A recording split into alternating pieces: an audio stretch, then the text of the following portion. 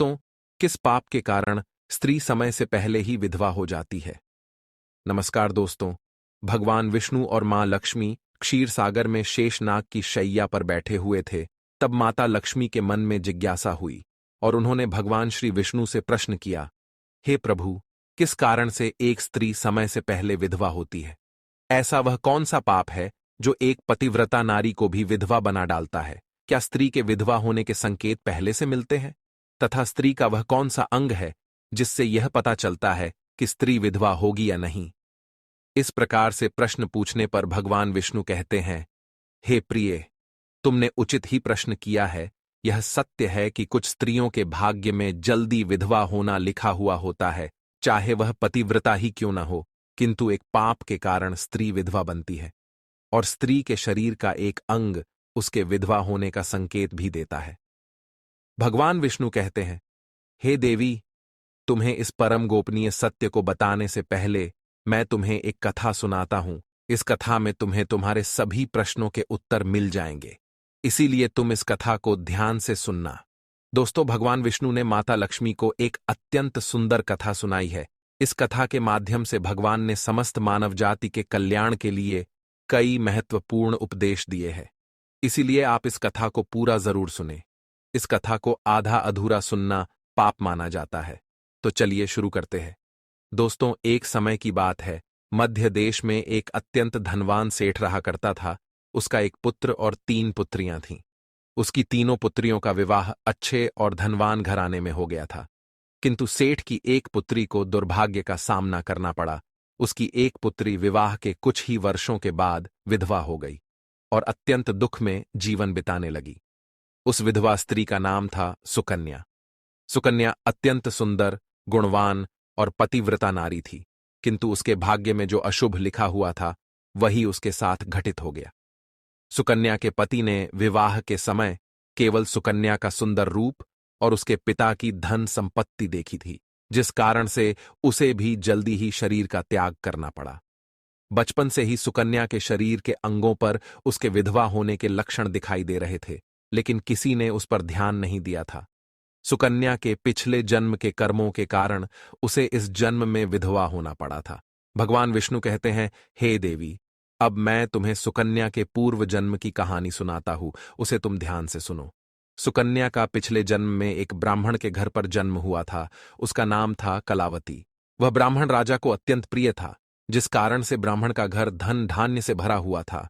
उसके पास बहुत सारी धन संपत्ति थी, जिससे ब्राह्मण बहुत ही उन्मत्त और गर्विष्ठ बन गया था। वह ब्राह्मण अपनी पुत्री कलावती से बहुत प्रेम करता था, क्योंकि वह उसकी एकलौती पुत्री थी। कलावती बहुत ही सुंदर थी और पिता के लाड प्यार से वह भी बिगड़ चुकी थी। उसके पिता उसकी हर इच्छा को पूर्ण करते थे, उसे कभी किसी चीज की कमी नहीं पड़ने दी। कलावती ने अपने जीवन में कभी दुख नहीं देखा था और उसे अपनी सुंदरता पर भी अत्यधिक घमंड था। फिर जब कलावती जवान हुई तो उसके पिता ने उसका विवाह करने का सोचा, लेकिन उसकी एक शर्त थी कि जो भी कलावती से विवाह करेगा वह उसके साथ उसके पिता के घर में रहेगा, अर्थात घर जमाई बनकर रहेगा। ब्राह्मण ने अपने सभी रिश्तेदारों को यह बात बता दी और चारों तरफ यह बात फैल गई। कई विद्वान और ज्ञानी पंडित कलावती के घर पर उसे देखने के लिए आ गए, लेकिन कलावती ने किसी को भी पसंद नहीं किया। कलावती ने कई विद्वान ब्राह्मणों को अपमानित करके घर से बाहर निकाल दिया। फिर एक दिन एक अत्यंत सुंदर ब्राह्मण भिक्षा मांगने के लिए कलावती के घर पर आया, जिसे देखकर कलावती उस पर मोहित हो गई और अपने पिता से कहने लगी कि वह उसी भिखारी ब्राह्मण से विवाह करेगी।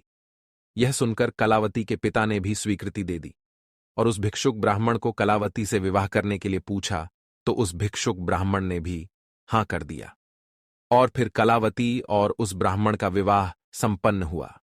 कलावती विवाह के समय बहुत प्रसन्न थी, उसे उसका मनपसंद जोड़ीदार मिल चुका था। विवाह के बाद कुछ दिनों तक कलावती अपने पति के साथ बड़े प्रेम से रहने लगी और उसकी सेवा करने लगी। लेकिन कुछ ही दिन बीतने के बाद कलावती ने अपना असली रंग दिखाना शुरू कर दिया। कलावती अपने पति को नौकर की तरह समझने लगी। उसकी आज्ञा का पालन करने की जगह पर उसे ही आज्ञा देने लगी। कलावती अपने पति को भी उसके नाम से बुलाने लगी। खुद अपने पति के पैर दबाना छोड़कर अपने पति से ही खुद के पैर दबवाने लगी। कलावती स्वेच्छाचारिणी थी। वह पति को बिना बताए ही घर से बाहर चली जाती।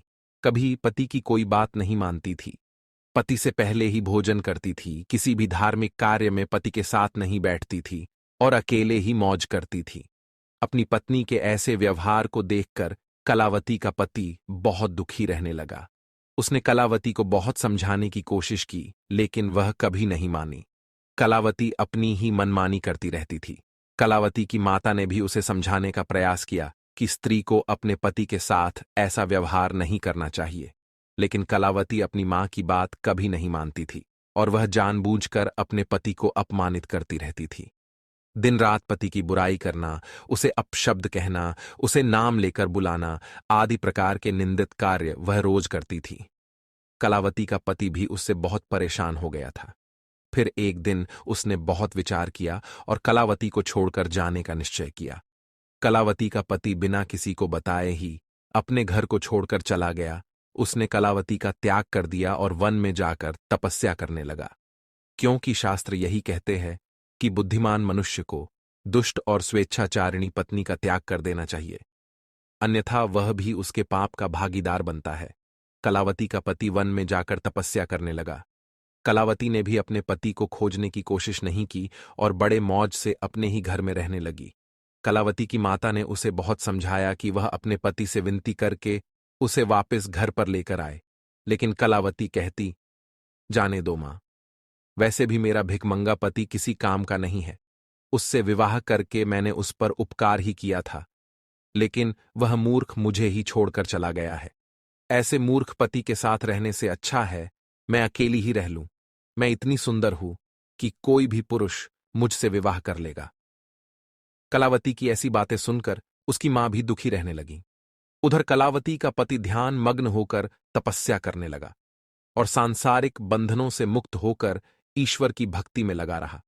फिर कुछ दिनों बाद कलावती के पिता के साथ अशुभ घटना घटी। उसे राजमहल में चोरी करते हुए सिपाही ने पकड़ लिया और राजा को इसकी खबर दी। राजा उस पर बहुत क्रोधित हुए और उसका सारा धन संपत्ति छीनकर उसे कारागृह में डाल दिया। सब कुछ छीन जाने के कारण कलावती बहुत गरीब हो गई। उसकी मां और कलावती अब दूसरों के घर पर काम करने के लिए जाने लगे। कलावती के पिता तो कारागृह में बंद थे, तो उसे और उसकी मां को सारा काम करना पड़ रहा था। तब कलावती को अकेलापन सताने लगा। घर में कोई पुरुष नहीं था, इसीलिए उनकी रक्षा के लिए भी कोई नहीं था।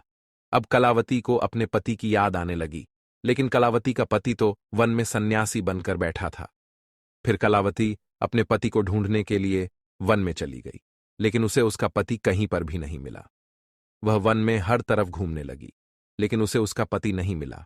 फिर वह एक जगह पर विश्राम करने बैठी तो अचानक उस स्थान पर एक शेर आ गया और उसने कलावती पर हमला कर दिया और उसी क्षण कलावती के प्राण चले गए।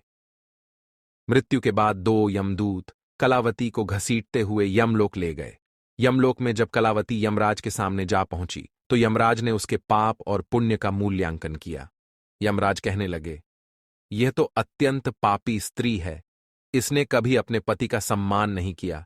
इसने बार बार केवल अपने पति का अपमान ही किया है। यह उसका नाम लेकर बुलाती थी और अपने पति के साथ नौकर की तरह व्यवहार करती थी। ऐसी दुष्ट स्त्री को तो नरक में भेजना चाहिए। फिर कलावती नरक में चली गई। अनेक वर्षों तक नरक में सजा भुगतने के बाद कलावती को अपने पूर्व जन्म के कर्मों का प्रायश्चित करने के लिए फिर से मनुष्य जन्म प्राप्त हुआ। जो पाप कलावती ने किए थे, उसी पाप के कारण कलावती के शरीर पर विधवा होने के लक्षण प्रकट हुए थे।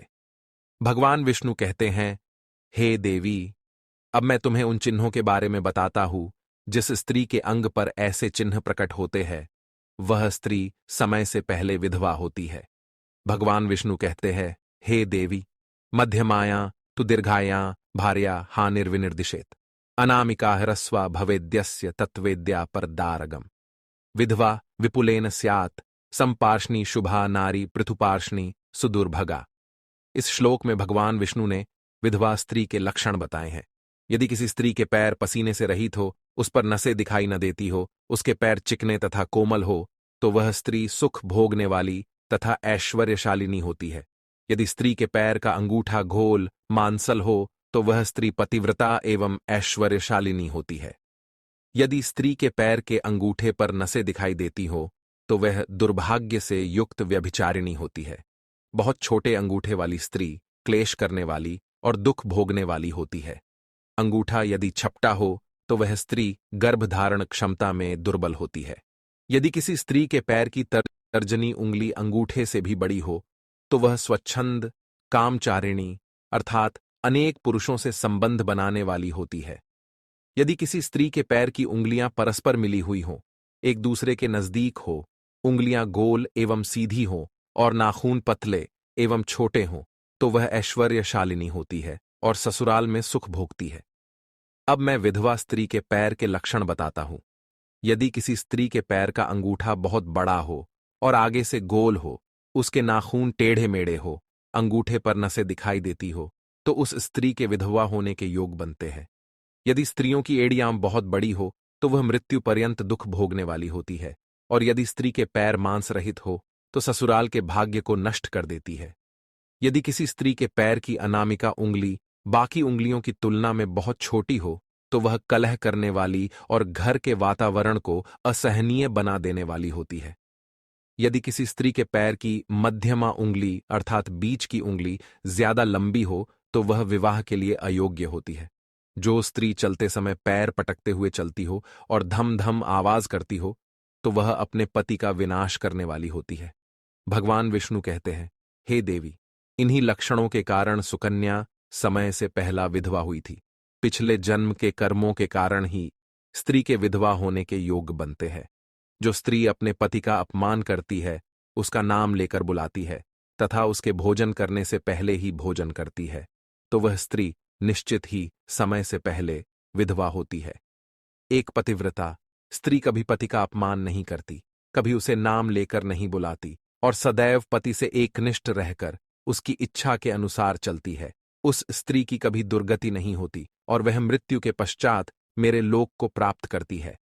तो दोस्तों, इस प्रकार से भगवान विष्णु ने मां लक्ष्मी को अत्यंत महत्वपूर्ण कथा सुनाई है। उम्मीद है आपको यह जानकारी अच्छी लगी होगी। वीडियो को लाइक जरूर करें और कमेंट में जय श्री हरि विष्णु और जय मां लक्ष्मी जरूर लिखें। साथ ही अगर आपने चैनल को सब्सक्राइब नहीं किया है तो सब्सक्राइब जरूर करें। आप सभी का धन्यवाद।